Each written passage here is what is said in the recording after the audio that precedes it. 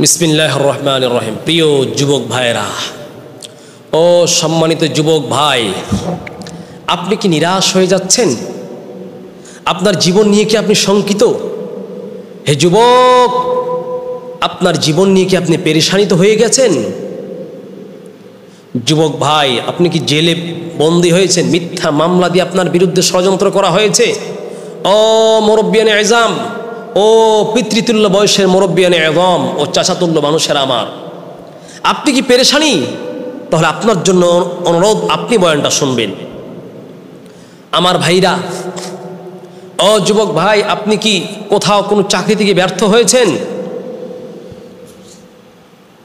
আপনার বিরুদ্ধে কেউ মিথ্যা মামলা দিয়ে আপনাকে জর্জরিত করেছে, ফাঁসিয়ে দিয়েছে, জেলে আপনাকে জেলবন্দি করেছে, জনগণ কি আপনাকে বয়কট করেছে কোনো কারণে মিথ্যাভাবে? যেমনটি হয়েছিল ফ্যাসিস্টদের আমলে, ওলামায়ে কেরামকে গৃহবন্দী করা হয়েছিল, মুফতি আমিনী রহমতুল্লাহ আলাইহি গৃহবন্দী করা হয়েছিল। ও যুবক, আপনার মন কি খুব টেনশন? আপনি কোনো পথ পাচ্ছেন না, অবরুদ্ধ হয়েছেন, হাতে টাকা নেই, আপনি বিপদ, আপনি শঙ্কিত, আপনি দুর্দশাগ্রস্ত। আপনার মতো পেরেশানিতে পৃথিবীতে আর কেউ নেই। আপনি কি নিজে পেরেশানিত? আসুন আপনার জন্য। যদি আপনি পেরেশানি থাকেন, তাহলে কতদিন? একদিন, 2 দিন, 3 দিন, 3 মাস, 1 বছর, 2 বছর, 3টি বছর? তাহলে আপনি একটু রাসূলুল্লাহ সাল্লাল্লাহু আলাইহি সাল্লামের সিরাতের দিকে তাকান, আমাদের নবীজির জীবনীতে তাকান। এই যুবক ব্যবসায় কি আপনি ব্যর্থ? আপনার হাতে টাকা নেই, খাবার নেই, আপনি ক্ষুধার্ত রয়েছেন? তাওয়াক্কুল করেন আল্লাহর উপরে। আল্লাহ বলছেন, ওমাইয়াত্তাকিল্লাহ ইয়াজআল লাহু মাখরাজা। কোন বান্দা যদি আল্লাহকে ভয় করে, আল্লাহ বলছেন ওমাইয়াত্তাকিল্লাহ ইয়াজআল লাহু মাখরাজা। কেউ যদি আল্লাহর প্রতি অবিচল বিশ্বাস এবং আস্থা রেখে আল্লাহকে ভয় করে, আল্লাহ বলছেন ইয়াজআল লাহু মাখরাজা, আমি আল্লাহ পাক সর্বদিক থেকে তার জন্য রিজিকের ব্যবস্থা আমি আল্লাহ পাক করব। ও যুবক, খাবার পাচ্ছেন না, আপনি দুঃখিত, আপনি দুর্দশাগ্রস্ত, একটু নবীর দিক, আমাদের নবীর জীবনের দিকে তাকান, আমাদের নবীজির জীবনের দিকে তাকান, আমাদের নবীজির সিরাতের দিকে তাকান। নবীজি সাল্লাল্লাহু আলাইহি সাল্লাম যখন দাওয়াত প্রচার করতে আসলেন এই পৃথিবীতে, নিজের গোত্রের মানুষেরা আবু জেহেল সহ ঘোষণা করে দিল, আমাদের নবীকে বয়কট করা হলো, 3 বছর জেলবন্দি করা হলো, জেলে বন্দি করা হলো। ইতিহাস পড়েন, শিয়াবে আবু তালিব একটা পাহাড়ের পাদদেশে গিয়ে নবীজিকে বন্দি করে দেওয়া হলো। নবীজি সাল্লাল্লাহু আলাইহি ওয়াসাল্লাম তার অনুসারী এবং ভক্তদেরকে নিয়ে তিনি ওই পাহাড়ে বয়কট অবস্থায় 1 নয়, 2 নয়, 3 দিন নয়, 4 দিন নয়, 6 মাস নয়, 3 মাস নয়, প্রায় 3টি বছর 36 মাস পর্যন্ত 3টি বছর নবীজিকে বয়কট করা হলো, নবীজিকে জেলে বন্দি করা হলো। সে আবু তালিবে নবীজিকে বন্দি করা হলো। আবু জেহেল সহ ওই মক্কার কাফের মুশরিকরা ঘোষণা করে দিল, আব্দুল্লাহর বেটা মুহাম্মদ সাল্লাল্লাহু আলাইহি ওয়াসাল্লাম কালিমার দাওয়াত প্রচার করছে, তার সাথে কেউ কথা বলবে না, তার সাথে কেউ যোগাযোগ করবে না, তার সাথে কেউ কোনো পণ্য বেচা কিনা করবে না। এমনকি কাবা শরীফের দেওয়াল, বর্তমান যে বাইতুল্লাহ শরীফ, ওই বাইতুল্লাহর দেয়ালে একটি সাইনবোর্ড লিখে টাঙিয়ে দেওয়া হলো, মুহাম্মদ সাল্লাল্লাহু আলাইহি সাল্লামের সাথে কেউ আজ থেকে কোনো যোগাযোগ করবে না। মানে তারা দেখলো, যখন মুহাম্মদ সাল্লাল্লাহু আলাইহি সাল্লামের দিকে মানুষ কালিমার প্রতি উদ্বুদ্ধ হয়ে, কোরআনুল কারীমের প্রতি সম্মান প্রদর্শন করে, কোরআনের জন্য পাগল পারা হয়ে মানুষ চলে যাচ্ছে, তখন নবীজিকে জেলে বন্দি করা হলো। এমনকি কাবার চত্বরে একটি নোটিশ টাঙিয়ে দেওয়া হলো, মুহাম্মদের সাথে কেউ কথাবার্তা বলবে না। 3টি বছর নবীজি ক্ষুধার্ত, সাহাবায়ে কেরাম ক্ষুধার্ত, ক্ষুধার যন্ত্রণায় ছটপট করছে, খাবার শেষ হয়ে গেল। ওই শিয়াবে আবি তালিবের মধ্যে গাছের পাতাগুলি ছিঁড়ে ছিঁড়ে খাবার খাচ্ছে সাহাবায়ে কেরাম। 3টি বছর পেট পাথর বেঁধে তারা ক্ষুধায় জর্জরিত হয়ে গেছে। সাহাবায়ে কেরাম খাবার জন্য চিৎকার করছে, ছোট সন্তানরা বিলাপ করছে খাবারের জন্য। গাছের পাতা ছিঁড়ে ছিঁড়ে তারা ছাগলের মতো খাবার খাচ্ছে, তাদের পায়খানাগুলি ছাগলের পায়খানার মতো শুরু হয়ে গেল। খাবার যা ছিল সব শেষ হয়ে গেল। কে খাবার দেবে? কেউ খাবার দেয় না। সাহাবায়ে কেরাম নবীর কাছে নালিশ করলেন, ওগো নবী, আপনার পথের অনুসারী হইলাম, হয়ে কত দুঃখ যন্ত্রণা আমাদের কাঁধে অর্পণ হলো। আল্লাহর নবী শুধুমাত্র বারবার বলছেন, ধৈর্য ধারণ করো, ফাসবির ইয়া আইয়ুহাল মুসলিমুনা ফাসবির, তোমরা ধৈর্য ধারণ করো, সফলতা আসবেই। দেখো মুহাম্মদ সাল্লাল্লাহু আলাইহি ওয়াসাল্লাম এত কষ্ট পেরেশানিত, 3 বছর জেলে বন্দি, কোনো যোগাযোগ নেই, সব যোগাযোগ বিচ্ছিন্ন। তারপরও তোমার নবী মুহাম্মদ সাল্লাল্লাহু আলাইহি ওয়াসাল্লাম ভেঙে পড়ে যায় নাই। ও যুবক, আপনাকেই বলছি, নবীজি ভেঙে পড়ে যায় নাই। নবীর চাইতে আপনার এত বড় কষ্ট হয় নাই। বর্তমান পৃথিবীতে আমাদের নবীজির মতো 3 বছর না খেয়ে কেউ নাই। 3 বছর যোগাযোগ বিচ্ছিন্ন, জনবিচ্ছিন্ন হয়ে নির্জন জঙ্গলে তাকে বনবাস দেওয়া হয় নাই, এমন লোক খুব কম আছে। যুবক, তাহলে দেখো তোমার চাইতে আমার চাইতে নবীরা কত কষ্ট করেছেন, মুহাম্মদ সাল্লাল্লাহু আলাইহি ওয়াসাল্লাম কত কষ্ট করেছেন, যিনি পৃথিবীর সবচাইতে শ্রেষ্ঠ মানুষ, তিনি কত কষ্ট করেছেন, তিনি কত দুঃখ ভোগ করেছেন, তিনি কত যন্ত্রণা ভোগ করেছেন। তিনি এত কষ্ট বহন করে তিনি নিরাশ হন নাই, তিনি পেরেশান হন নাই, তিনি উৎকণ্ঠিত হন নাই। তিনি আল্লাহর কাছে পথ চেয়েছেন, আল্লাহর কাছে দোয়া করেছেন। তিনি বারবার দোয়া করলেন, ও আল্লাহ, এই জেল থেকে, এই অমানবিক আচরণ, কাফের মুশরিকদের আচরণ থেকে আল্লাহ আপনি আমাদেরকে নিরাপত্তা দান করুন। ফলাফল এমন হলো, ইতিহাসের পাতায় লেখা রয়েছে, ওই যে কাবার চত্বরে, কাবার দেয়ালে সাইনবোর্ড টাঙিয়ে দেওয়া হলো, মুহাম্মাদের সাথে কেউ কথাবার্তা বলবে না। আল্লাহর হাবিব আল্লাহর কাছে দোয়া করেন, ওগো আল্লাহ, এই বয়কট উঠিয়ে নিন, বয়কট দূর করে দিন। রসুলের বদ দোয়া, ওই কাবার চত্বরে রসুলের বিরুদ্ধে নোটিশ টাঙিয়ে দেওয়া হয়েছিল। আজকে ইতিহাসের পাতায় লেখা হয়েছে, ওই নোটিশের মধ্যে যতবার মোহাম্মদ নাম ছিল, এই মোহাম্মদ নামটা ছাড়া ওই কাবার চত্বরের ওই নোটিশ থেকে সমস্ত লেখাগুলিকে আল্লাহ পাক পোকা পাঠিয়ে, পোকার দ্বারা ওই লেখাকে খেয়ে ফেলে আল্লাহ পাক মুসলমানদেরকে রক্ষা করেছেন। এবং ওই শপথ যে তারা করেছিল এবং তারা যে নোটিশ টাঙিয়েছিল, নোটিশকে পোকা দিয়ে আল্লাহ পাক গজব দিয়ে খেয়ে শেষ করে দিয়েছিলেন। সুবহানাল্লাহ।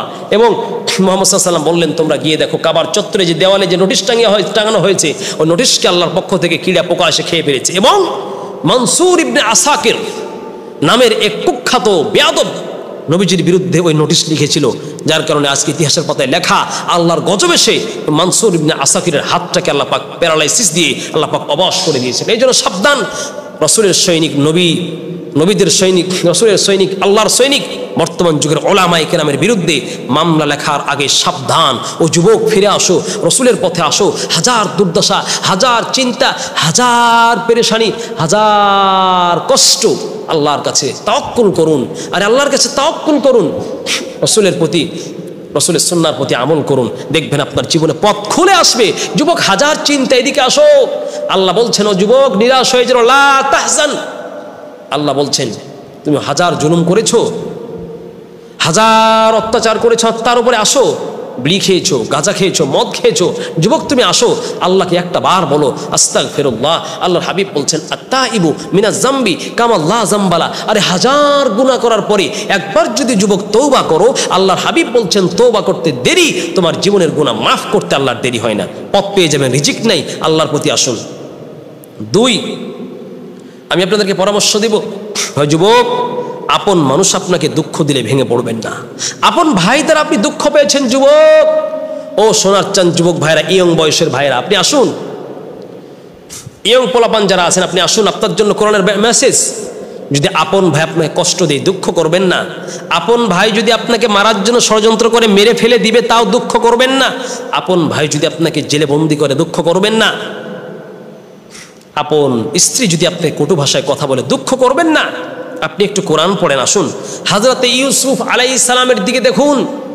ও যুবক, তোমার আপন ভাইয়ের প্রতি তুমি আক্ষেপ করে বিষ পান করছো, গলায় রশি নিয়ে তুমি গাছে ঝুলে তুমি আত্মহত্যা করছো। যুবক, এত পেরেশান করো না, দুনিয়া তো দুনিয়া, আরে কষ্টর জায়গা। যুবক, মনে করো তুমি কোনো এমন এক রাস্তায় চলে গিয়েছো, যেখানে রাস্তায় কাদা, মাটি এবং ভাঙা কাঁচের টুকরা। ওই কাঁচের টুকরা রাস্তা দিয়ে তুমি গিয়েছো, বিকল্প কোনো পথ নেই, ওই রাস্তা দিয়েই তোমাকে আসতে হবে। ওই রাস্তা দিয়ে হাঁটলে তোমার পা কাঁচে কেটে ক্ষত বিক্ষত হয়ে যাবে, তারপরও তোমাকে আসতে হবে, কারণ তোমার পথ একটাই। ও যুবক, ওই রাস্তা তোমার গন্তব্য উদ্দেশ্য নয়, কাঁচযুক্ত রাস্তা, কারণ তোমাকে ওই রাস্তা দিয়ে এসে তোমার গন্তব্যে পৌঁছতে হবে, বাড়িতে আসতে হবে, মেয়ের কাছে আসতে হবে, আম্মার কাছে আসতে হবে। যুবক, একটু চিন্তা করে দেখেন, যদি আপনি এই দুনিয়ায় থাকেন, এই দুনিয়ার রাস্তাটা এমনই, হাজার দুঃখ, কষ্ট, যন্ত্রণা, পেরেশানির মধ্য দিয়ে এই পথ পাড়ি দিয়ে আল্লাহর জান্নাতে যেতে হবে। মনে করেন একটা রাস্তায় আপনি গিয়েছেন, ওই রাস্তা ছাড়া কোনো বিকল্প রাস্তাই নেই, কাঁচের টুকরা দিয়ে রাস্তা ভরা, দুর্গন্ধ, বিষাক্ত প্রাণী দিয়ে রাস্তা ভরা, ওই রাস্তা দিয়ে আসতে হবে পালানোর কোনো পথ নেই, তবে গন্তব্যে পৌঁছতেই হবে। যুবক, তোমার আমার গন্তব্য হচ্ছে আল্লাহর জান্নাত। যদি আপন ভাই কষ্ট দেয়, পেরেশানিত হবেন না। পরামর্শ দিচ্ছি, ইউসুফ পয়গম্বরের দিকে দেখে তাকান। ইউসুফ নবীকে যখন পিতা খুব মহাব্বত ভালোবাসতেন, তখন অন্য সৎ ভাইদের পছন্দ হলো না। ওই সৎ ভাইরা পছন্দ না করে ইউসুফ আলাইহিস সালামকে কূপে ফেলার জন্য ষড়যন্ত্র করল। কিন্তু তার আপন ভাইরা তাকে কূপে ফেলে তার জীবনের সফলতা বাধাগ্রস্ত করতে পারে নাই। ও যুবক, লেখাপড়া করছেন, আপন ভাই আপনার প্রতি হিংসা করছে, বিদ্বেষ করছে, পেরেশান কিছু নেই। যুবক আপনাকে বলছি, পেরেশানিত হবেন না, পেরেশান হওয়ার কিছুই নেই। ইউসুফ আলাইহিস সালামকে আপন ভাইয়েরা শেষ করে দেওয়ার জন্য গভীর ষড়যন্ত্র করে ওই কেনানের কূপে নিক্ষেপ করে দিল। তারপরও ইউসুফ নবীর সফলতা বাধাগ্রস্ত হয় নাই। যদি তোমার কপালের মধ্যে সফলতার চাবিকাঠি আল্লাহ কর্তৃক লেখা থাকে, হাজার বাধা বিপত্তি পেরিয়েও আপনি সফলতার রাজপথে পৌঁছবেন ইনশাআল্লাহ। আপনি লেখাপড়া করছেন, ইঞ্জিনিয়ার হওয়ার জন্য আপনি প্ল্যান করেছেন, আপনি মন্ত্রী হওয়ার জন্য প্ল্যান করেছেন, আপনি শ্রেষ্ঠ ব্যবসায়ী হওয়ার জন্য প্ল্যান করেছেন, কিন্তু আপন ভাই বিদ্বেষ করছে, আপন ভাই হিংসা করছে, ভেঙে পড়ার কিছু নেই। আপন ভাই আপনার প্রতি হিংসা বিদ্বেষ করছে, ভেঙে পড়ার কিছু নেই। যুবক, ভেঙে পড়িও না। ইউসুফ নবীকে আপন ভাইরা কুয়ায় নিক্ষেপ করলো, কুয়ায় নিক্ষেপ করে তাকে শেষ করে দিবে। তার ভাইরা ষড়যন্ত্র করলো, বলল উকতুলু ইউসুফা, আর ইউসুফকে হত্যা করো।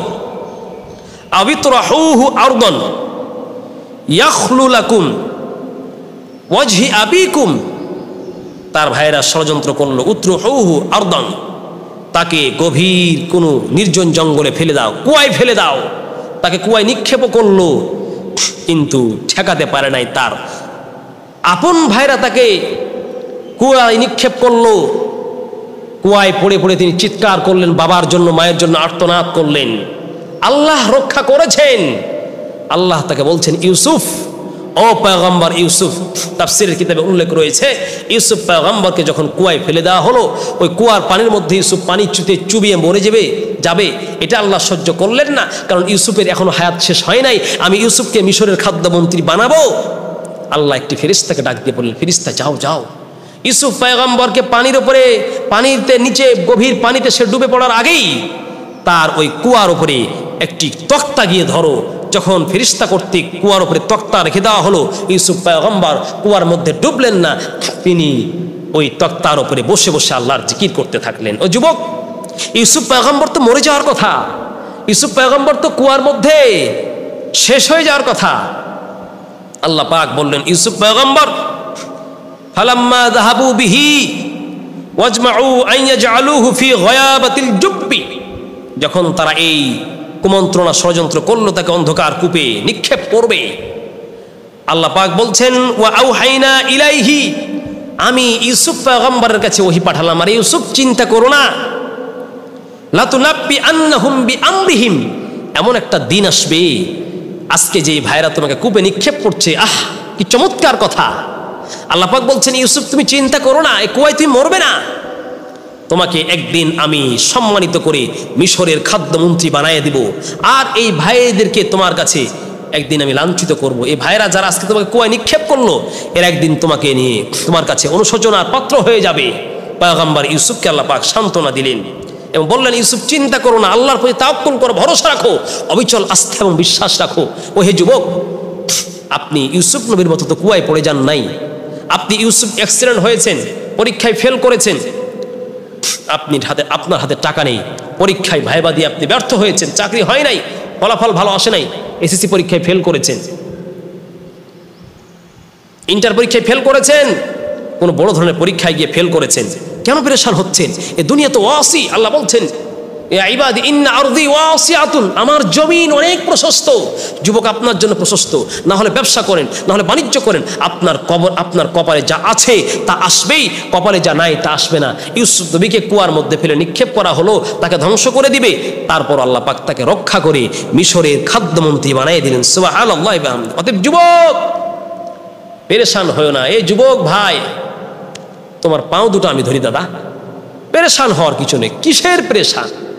ইউসুফ নবীর জীবনটা পড়ুন, ইন্টারনেট, গুগল ফেসবুকে সার্চ দিয়ে, গুগলে সার্চ দিয়ে, ইউটিউবে সার্চ দিয়ে একটু ইউসুফ নবীর জীবনীটা পড়ুন। হাতে মোবাইলটা তো আছে, মোবাইলটা নিয়ে নষ্ট না করে, সময় নষ্ট না করে, অস্থির টাইম পাস না করে একটু ইউসুফ নবীর জীবনীটা পড়ুন আর দেখুন, আরে ইউসুফ নবী তো কুয়ার মধ্যে পড়ে গিয়েছিল, কোথা থেকে আল্লাহ তাকে মিশরের রাজমন্ত্রী, তাকে খাদ্যমন্ত্রী বানাই দিল, আপন ভাইয়েরা তো তাকে কষ্ট দিল। অতএব যুবক, যেই ভাই আপন ভাই কষ্ট দিচ্ছে, ইউসুফ নবীর জীবনী পড়ুন, ইনশাআল্লাহ আপনার যুগে, আপনার মুখে হাসি, আপনার অন্তরে, আপনার কাছে সফলতা ধরা দিবেই যদি আল্লাহ আপনার ভাগ্যে সফলতা রেখে রাখে। পৃথিবীর ওই যুবকদেরকে বলবো, পরামর্শ দিব, যুবক, যদি আব্বা আম্মা কষ্ট দিয়েছে, আব্বা আম্মা আপনাকে মিরাজ সূত্রে ঠগিয়ে দিয়েছে, তার হিসাব সে দিবে। আব্বা আম্মা আপনাকে এক কাঠাও জমি দেয় নাই, বউ আপনাকে ছেড়ে চলে গেছে, মায়ে কষ্ট দিচ্ছে, বাবাই কষ্ট দিচ্ছে, ছেলে আব্বা আম্মা আপনাকে জুদা ভিন্ন করে দিচ্ছে, আব্বা আম্মা বাড়িতে জায়গা দিচ্ছে না, এক কাঠাও জমি দিচ্ছে না, অন্য সন্তানকে লিখে দিয়েছে। যুবক, আপনার জন্য পরামর্শ, আসো যুবক, আসো আসো আসো, কোরআনের কাছে আসো। যদি এমন হয় আপন আব্বা আম্মা আপনাকে মিরাজ সূত্রে জমি দিচ্ছে না, লেখাপড়ার খরচ দিচ্ছে না, নামাজ পড়তে বাধা দিচ্ছে, আপনার আব্বা আম্মা আপনাকে কষ্ট দিচ্ছে, আপনি একটু আসেন, পরামর্শ নিন। হযরতে পয়গম্বর ইব্রাহিম নবীর দিকে একটু তাকায় দেখা যাবে বাবা। ইব্রাহিম পয়গম্বরের দিকে একটু তাকিয়ে দেখেন। আল্লাহ পাক বলছেন, ওয়াইজ ক্বালা ইব্রাহিমু লিআবিহি আযার, ইব্রাহিম পয়গম্বর তার বাবা আযরকে বললেন, আতাত্তাখিদু আসনামান আলিহা, ওগো বাবা, আপনি কি এই মূর্তিগুলোকে রব আকারে গ্রহণ করছেন? ইন্নী আরাকা ওয়া কওমাকা ফি দালালিম মুবিন, আমি দেখছি আপনি এবং আপনার জাতি ভ্রষ্টতার সাগরে হাবুডুবু খাচ্ছেন। সম্মানিত ভাইরা আমার, এই যে দেখেন ইউসুফ পয়গম্বর, হযরত ইব্রাহিম আলাইহিস সালাম যখন মূর্তি বিরোধী আন্দোলন করলেন, মূর্তিগুলি ভেঙে ফেললেন, তারা গোত্রের লোকেরা ক্বালু হাররিকুহু ওয়ানসুরু আলিহাতাকুম ইন কুনতুম ফাইলিন, গোত্রের মানুষেরা ষড়যন্ত্র করলো, আপন বংশের মানুষেরা ষড়যন্ত্র করলো, যদি তোমাদের দেবতাকে সাহায্য করতে হয় এই যুবককে হত্যা করো। ইউসুফ পয়গম্বর, হযরত ইব্রাহিম আলাইহিস সালাম বাবার প্রতি নসিহত করলেন, কওমের প্রতি তিনি অগ্রণী ভূমিকা পালন করলেন কওমকে জাহান্নাম থেকে বাঁচার জন্য। যুবক, ইব্রাহিম নবীর কথা তো মানল না, নমরুদ তাকে আগুনে ফেলার ষড়যন্ত্র করলো, আগুন তার ক্ষতি করতে পারে নাই। সবচেয়ে ইব্রাহিম পয়গম্বর দুঃখ পেয়েছিলেন।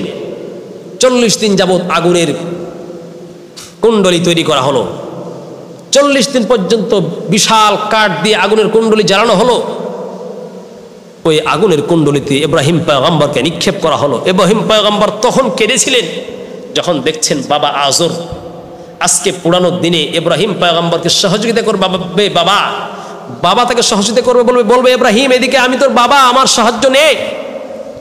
নমরুদের দরবারে সুপারিশ করবে বাবা হিসেবে, কারণ আপন সন্তান ইব্রাহিম, আপন সন্তান নমরুদ, আপন বাবা আযর, আপন বাবা আযরের তো উচিত ছিল ইব্রাহিম পয়গম্বর আপন সন্তান আযরের নমরুদের কাছে সুপারিশ করবে আপন সন্তানকে ছেড়ে দেওয়ার জন্য, আগুন থেকে বাঁচানোর জন্য।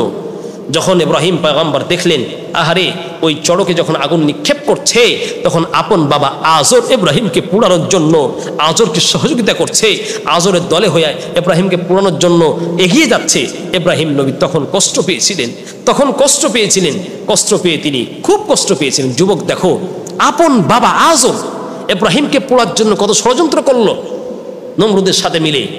ওই ইব্রাহিম পয়গম্বর ভেঙে পড়ে নাই, আগুনের মধ্যে গিয়ে তিনি অবিচল ছিলেন এবং আস্থাপূর্ণ রেখেছিলেন আমার আল্লাহ আমাকে রক্ষা করবেন। জিবরাইল, মিকাইল ফেরেশতারা এসে বলছে, ও নবী ইব্রাহিম, একটু যদি আদেশ করো আগুনকে আমরা এখনই নিভিয়ে দিব।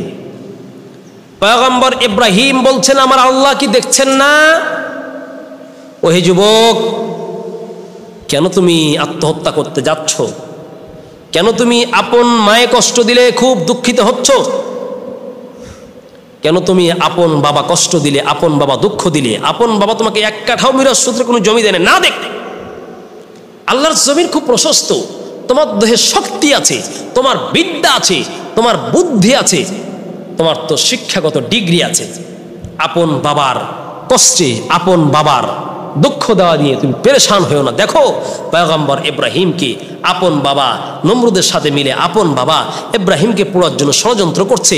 ইব্রাহিম যুবক উৎকণ্ঠিত হয় নাই, ইব্রাহিম যুবক পেরেশানি তো হয় নাই, শুধুমাত্র বলেছে, ফেরেশতাদেরকে বলছে, আরে তোমাদের বাঁচানো লাগবে না, যদি আমার মালিক আমাকে রক্ষা করে, বাবাও পোড়াতে পারবে না, আজরও পোড়াতে পারবে না, নমরুদও পোড়াতে পারবে না। আল্লাহ পাকের রহমতের দরিয়ায়, সাগরের, আল্লাহ পাকের রহমতের সাগরে ঢেউ উঠে গেছে। ফেরেশতাদেরকে বলছেন, যা যা যা, আমার পাগল খলিলুল্লাহ ইব্রাহিম আপন বাবার পোড়ানোর কারণে তিনি দুঃখিত হয় নাই, নমরুদের পোড়ানোর কারণে দুঃখিত হয় নাই। আল্লাহ পাক বললেন, আগুন, কুলনা ইয়া নারু কুনি বারদান ওয়া সালামান আলা ইব্রাহিম। বাবাও বিরুদ্ধে গেছে, মাও বিরুদ্ধে গেছে, গোত্রের মানুষেরা বিরুদ্ধে গেছে, বংশের মানুষেরা বিরুদ্ধে গেছে, তৎকালীন দেশের প্রেসিডেন্ট নমরুদ বিরুদ্ধে চলে গেছে, সরকার বিরুদ্ধে চলে গেছে, আরশ থেকে আল্লাহ বিরুদ্ধে চাই নাই। আল্লাহ বললেন, ইয়া নারু কুনি বারদান, এ আগুন পুরানোর ক্ষমতা আমাকে, আমি তোমাকে দিয়েছি, খবরদার আমার পয়গম্বর বাবার ইব্রাহিম বাবার প্রতি প্রেমে, বাবার দিকে পক্ষে সাপোর্ট করে নাই, কুফুরের কারণে নমরুদকে ভয় করে নাই, সজাতিকে ভয় করে নাই, কাউকে ভয় করে নাই, আগুনকে ভয় করে নাই, আমার প্রতি অবিচল বিশ্বাস আস্থা রেখেছে। আগুন রে, ইব্রাহিম পয়গম্বরের একটা শরীরের পশম পুড়ার ক্ষমতা আমি আজকে তোমার জন্য হারাম করে দিলাম। সুবহানাল্লাহ। এ যুবক, আপনাকে বলছি, যদি মায়ে কষ্ট দেয় চিন্তা করবেন না, ও বাবাজি বাবা সম্পদ দেয় নাই, আত্মহত্যা করবেন না। অনেক যুবকেরা আছে, বাবা মায়ের সম্পদ না দিলে, সম্পদ থেকে মাহরুম করে দিলে আত্মহত্যা করে, পরেশানিত হয়ে যায়, হার্ট অ্যাটাক করে, অসুখ বিসুখ হয়ে যায়, চিন্তিত হয়ে যায়। না না না না না, ইন্না আরদি ওয়াসিআতুন, বিশাল বড় পৃথিবী। আজ থেকে সম্পদ যদি তুমি, বাবা তোমাকে বঞ্চিত করে দেয়, আজ থেকে খাটা শুরু করো, 10 বছরে তোমার বরকত আল্লাহ দিবেই, তোমাকে আল্লাহ পাক সফলতার উচ্চ শিখরে আল্লাহ পাক পৌঁছাবে। এই জন্য যাকে আব্বা আম্মা কষ্ট দিচ্ছে, যে সন্তানকে, পেরেশানিতে হবেন না। ইব্রাহিম নবীর জীবনী পড়ুন, চারদিকে আপনার অন্ধকার, শুধু বিপদ আর বিপদ, এত কষ্ট, এত যন্ত্রণা, চারদিকে আপনি বিপদ দেখছেন, সব দিকে বিপদ, কোথায় কোনো সুখের মাত্র আশ্বাস পাচ্ছেন না। আপনাকে বিশেষ পরামর্শ দিব, আপনি একটু তাকিয়ে দেখেন ইউনুস আলাইহিস সালামের দিকে, ইউনুস পয়গম্বরের দিকে দেখেন। ইউনুস পয়গম্বর মাছের পেটে চলে গেলেন, ওই মাছ সমুদ্রের পেটের মধ্যে 3-4টে অন্ধকার নির্জন একাকী বাস, মানুষ নেই, জন্যই মাছের পেটের মধ্যে বসবাস করছে পয়গম্বর ইউনুস আলাইহিস সালাম। ইউনুস পয়গম্বর ওই মাছের পেটের মধ্যে গিয়েও তিনি পেরেশান হয় না। এই যুবক, কিসের পরামর্শ, কিসের চিন্তা, কিসের নির্জনতা, কিসের বিপদ? যেই ব্যক্তিটা মাছের পেটে গিয়েও পেরেশানিত হয় নাই, ডেকেছেন তার প্রভুকে, ডেকেছেন তার মালিককে। এই জন্য চারদিকে অন্ধকার, কোথাও কোনো আশার আলো যে যুবক দেখতে পায় না, ওই যুবককে বলবো আপনি ইউনুস নবীর আলোচনা পড়েন, ইউনুস নবীর জীবনী পড়েন। আল্লাহ বলছেন, ওয়া ইন্না ইউনুস লামিনাল মুরসালিন, সূরাতুস সাফফাত 23 নম্বর পারার 139 থেকে 48 নম্বর আয়াতে আল্লাহ আলোচনা করেছেন। সূরাতুস সাফফাতের 139 থেকে 148 নম্বর আয়াত তোমাকে পরামর্শ দেব, পড়ো। ইউনুস নবীর ব্যাপারে আল্লাহ বলছেন, ওয়া ইন্না ইউনুস লামিনাল মুরসালিন ইদ আবাকা ইলাল ফুলকিল মাসউন ফাসাহামা ফাকানা মিনাল মুদহাদিন ফালতাকামাহুল হুত ওয়া হুয়া মুলিম। মাছের পেটে তিনি মাছ থেকে গিলে ফেললেন, মাছের পেটে গিয়ে ইউনুস পয়গম্বর পেরেশানিত হলেন না। আল্লাহ বলছেন সূরাতুল আম্বিয়া 17 নম্বর পারার 76 থেকে 77 নম্বর আয়াতে আল্লাহ বলছেন, ওয়া জান্নুন ইয যাহাবা মুগাদিবান ফাযান্না আন্নাহু, আল্লাহ পাক বলছেন পয়গম্বর ইউনুসের দিকে তাকাও, ইউনুসের দিকে দেখো। ইউনুস পয়গম্বর মাছের পেটের মধ্যে গিয়ে তিনি পেরেশান হয় নাই। অতএব এ যুবক আপনাকে বলছি, এ বোন আপনাকে বলছি, এ ভাই আপনাকে বলছি, পেরেশান হবেন না। হাজার অন্ধকার, চাকরি নাই, টাকা নাই, খাবার নাই, বাড়ি নাই, বউ নাই, ছেলে নাই, সন্তান নাই, বাবা নাই, বংশ নাই, কিছুই নাই। ইউনুস পয়গম্বরের দিকে দেখুন, মাছের পেটের মধ্যে গিয়া গভীর অন্ধকার, 40 দিন পর্যন্ত মাছের পেটে তিনি ছিলেন। ওই মাছের পেট থেকে স্মরণ করেছে আল্লাহকে। আল্লাহ বলছেন, ফানাদা ফি যুলুমাতি আল্লা ইলাহা ইল্লা আনতা সুবহানাকা ইন্নী কুনতু মিনাল যালিমিন। লা ইলাহা ইল্লা আনতা সুবহানাকা ইন্নী কুনতু মিনাল যালিমিন তিনি বলেছেন বারবার। মাছের পেটের মধ্যে থেকে আল্লাহকে ডেকেছেন। আপনি যেখানেই যাবেন, মাটির মধ্যে যান, পাতালে যান, কবরে যান, ঘাটে যান, মাঠে যান, বাজারে যান, রাস্তায় যান, ঘাটে যান, কৃষিকাজ করতে যান, গাছে যান, ছাদের উপরে যান, যেখানেই যান আল্লাহকে ছাড়িয়ে যেতে পারবেন না। আল্লাহকে ডাক দেন যুবক। ইউনুস নবী আল্লাহকে ডেকে ঠকে যায় নাই।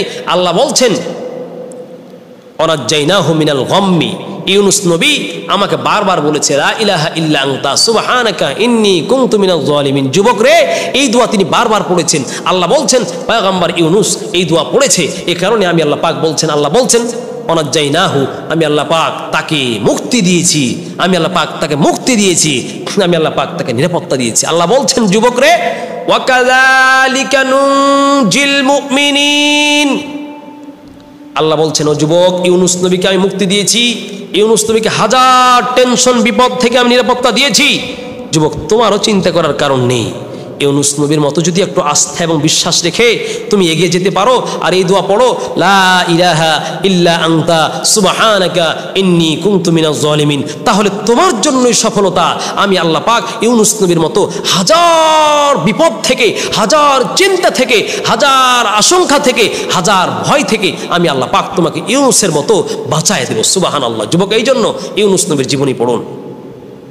আপনার বিরুদ্ধে যদি, যুবক আপনাকে বলছি, ও যুবতী বোন আপনাকে বলছি, ও মা আপনাকে বলছি, যদি আপনার বিরুদ্ধে মিথ্যা অপবাদ দিয়ে আপনাকে সমাজে ঘৃণিত করতে চায় তাহলে আপনি ভেঙে পড়বেন না।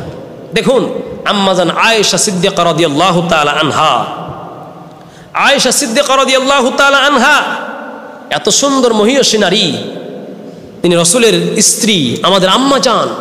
তার বিরুদ্ধে মুনাফিকরা কুৎসা রটিয়েছে কি, যে নাউজুবিল্লাহ আম্মাজান আয়েশা নাকি ওই যে ইফকের ঘটনায় আম্মাজান আয়েশা রাদিয়াল্লাহু তাআলা আনহার ব্যাপারে জেনার এবং অপবাদ দেওয়া হয়েছিল, তিনি নাকি পরপুরুষের সাথে নাউজুবিল্লাহ অপকর্ম করেছে। এই যে নালিশ করেছে, মানুষের অভিযোগ দায়ের করেছে, সারা মক্কা মদিনায় তোলপাড় শুরু হয়েছে।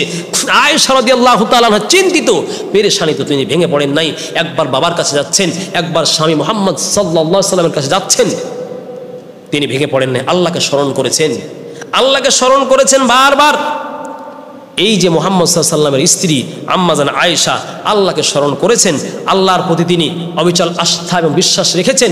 এই বিশ্বাস রাখার কারণে আল্লাহ রাব্বুল আলামিন আম্মাজান আয়েশা রাদিয়াল্লাহু তাআলা আনহাকে সকল আপাদ বিপদ এবং মিথ্যা অপবাদ থেকে রক্ষা করে আল্লাহ পাক আয়েশাকে সারা পৃথিবীর জননীর মধ্যে, সারা পৃথিবীর লক্ষ কোটি কোটি মানুষের মধ্যে তাকে আল্লাহ পাক নির্দোষ প্রমাণ করে আল্লাহ পাক সারা বিশ্বের মুসলমান অন্তরের মধ্যে তার মোহাব্বত এবং ভালোবাসার স্থান করে দিয়েছে। এই জন্য যার বিরুদ্ধে মিথ্যা অপবাদ দিয়ে পৃথিবীতে আপনাকে কলঙ্কিত করতে চায়, ভয় নেই, ভয় নেই।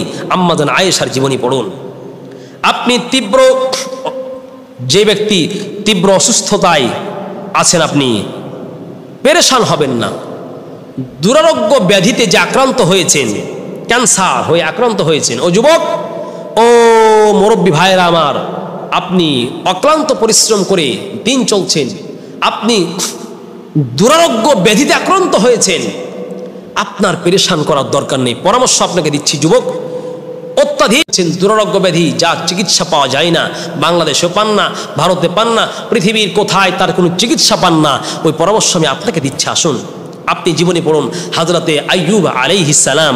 আইয়ুব পয়গম্বর আলাইহিস সালামকে এত দুরারোগ্য ব্যাধি আল্লাহ দিয়েছিলেন, এই দুরারোগ্য ব্যাধির কারণে তার স্ত্রী, সন্তান, এলাকাবাসী সবাই তাকে ছেড়ে চলে গেল, নির্জন জঙ্গলে তাকে ফেলে দেওয়া হলো।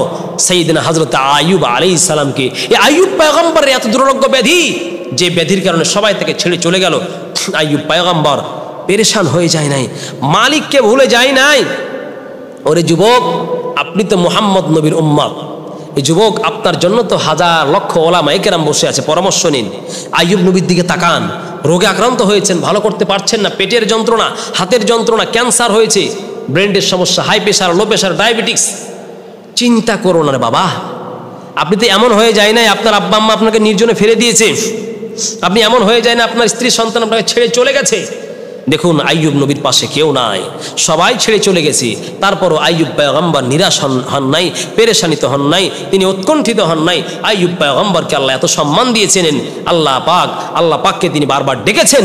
এই আইয়ুব পয়গম্বরকে আল্লাহ পাক বলছেন, আমি আইয়ুবের সমস্ত দুঃখ দুর্দশা দূর করলাম। আল্লাহ বললেন, ওয়া আইয়ুবা ইয নাদা রাব্বাহু, আইয়ুব পয়গম্বর তার প্রতিপালককে ডাকলেন আর বললেন, আন্নী মাসানিয়াদ দুররু, আল্লাহ আমাকে মহা পেরেশানি নিক্ষেপ আমাকে মহা পেরেশানি গ্রাস করেছে আল্লাহ।